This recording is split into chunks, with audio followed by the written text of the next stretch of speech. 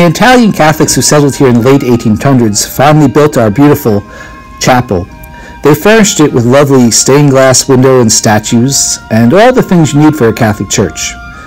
Many of the statues are ones you would imagine, like Saint Mary or Saint Anthony. There are also statues of Saint Mary again, Saint Joseph, of course, even a statue of Jesus. But one statue kind of unique in our church that they thought was very important, these Italian-American Catholics, to have in their chapel, was this saint here. A little-known saint to most people, Saint Rocco. Why did they want a statue of Saint Rocco? For starters, with the help of my friends Matteo and his sister Sophie, let's talk about who Saint Rocco was. So guys, what do you know about Saint Rocco? Just what our parents told us. Not a lot. Have you seen the statue? Why is he showing his knee? And what's with the dog? Is that a loaf of bread in his mouth? To answer these questions, it might help to know about the life of Saint Rocco.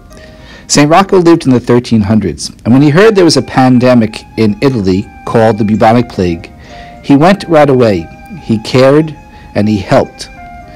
In helping, he worked very hard, ministering to the poor, helping them with anything they needed around the house, bringing them food, being kind to them.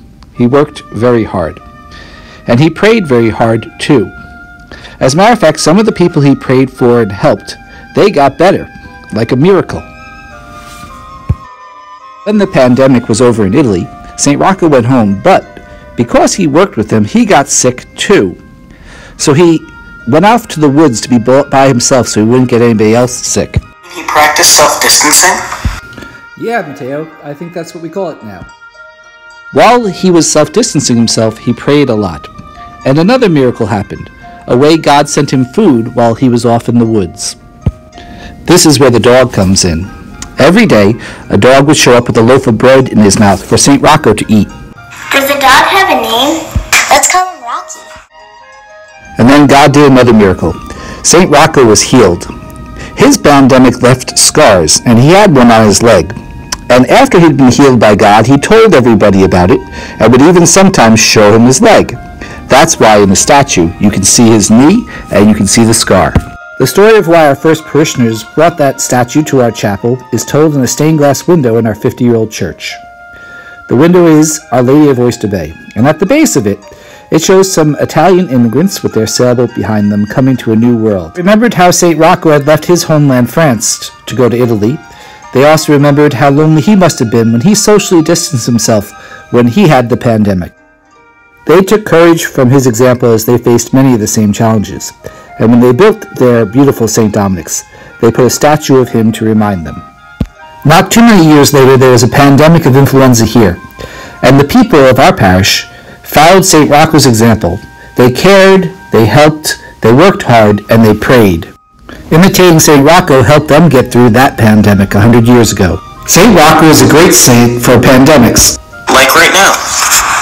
Yeah, Matteo, and just like in the past, we should probably try to be imitating him right now. Do you remember the kinds of things he did?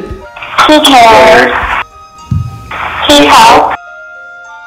He worked hard. He prayed. We could be showing that we care by being kind and not complaining, by working hard, School assignments. or helping. Do you have any chores? I take out the garbage. I empty the dishwasher. And last but not least, by praying like he did. We actually have a great prayer of St. Rocco. It goes like this. O great St. Rocco, deliver us, we beseech thee, from the scourges of God. Through thy intercession, preserve our bodies from contagious diseases, and our souls from the contagion of sin. Obtain for us salubrious air, but above all purity of heart.